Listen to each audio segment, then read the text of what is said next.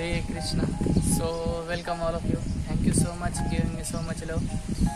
So आज का हमारा टॉपिक है फीलिंग्स। तो मतलब फीलिंग्स क्या होती है। तो मैं आपको बहुत ही छोटे शब्दों में बताना चाहता हूँ कि जब हर कोई मतलब यंगस्टर्स का आजकल प्रॉब्लम है कि हमारी कोई फीलिंग्स समझता नहीं या कोई हमें समझ नहीं पाता। तो ऐसा क्यों होता है। तो मैं आपको एक छोटा सा एग्जांपल देके इसको क्लियर करना चाहता हूँ, जिससे कि आपको पता चल जाए मतलब फीलिंग्स कैसे क्या होती है। मतलब तो एग्जांपल ऐसा है कि अगर मुझे फीवर हो जाए या फिर मुझे कोल्ड हो जाए या फिर ज़ुकाम, जब मुझे ज़ुकाम होता है तो मैं चाह कर भी किसी को दे नहीं सकता। और चाह कर भी, चाहे वो मेरा फ्रेंड हो या मेरा फादर या मेरे मदर या मेरा भाई हो, कोई भी रिलेटिव हो, चाह कर भी वो ले नहीं सकता। ऐसा क्यों?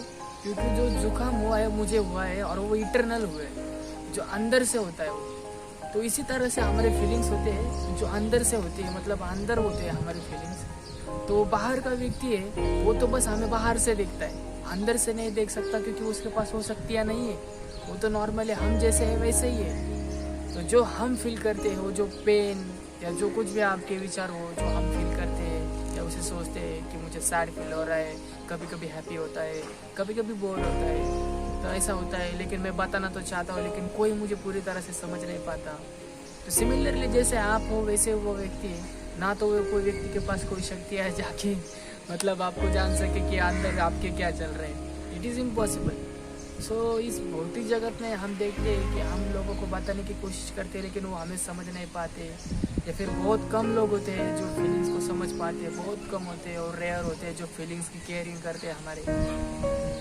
तो हमें ऐसे व्यक्ति को खोजना चाहिए जो कि हमें अंदर से जान सके। जैसे मैंने कल बताया था कि एक क्रिएटर होता है जो उसके क्रिएशन के बारे में सब कुछ पता होता है उसे, वो चाहे बाहर की बात हो अंदर की बात हो, उसने वो क्रिएशन किया है, इसका मतलब उसको सब कुछ पता है उसके बारे में। उसी तरह से हमारे फीलिंग्स होते हैं जो इटरनल होती है।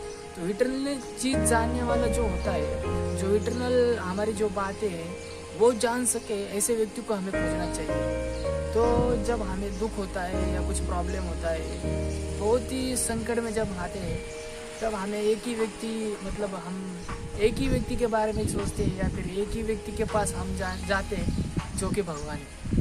तो भगवान के पास वो सब शक्तियाँ हैं जो हमें अंदर से नहीं बाहर से नहीं, इवन वो चाहे भले भरे बारिश में भी हमारे रोते हुए आंसू देख सकते हैं, ऐसे भगवान है। तो भगवान हमें बहुत प्रेम करते हैं, बहुत प्रेम है उनका हम पर, लेकिन हम समझ नहीं पाते। तो इस तरह से फीलिंग्स कुछ फीवर की तरह होती है जो इटरनल होती है। तो उसी व्यक्ति के पास हमें जाना चाहिए जो व्यक्ति हमें इटरनली जान सके। सो इतना ही बताना चाहूँगा।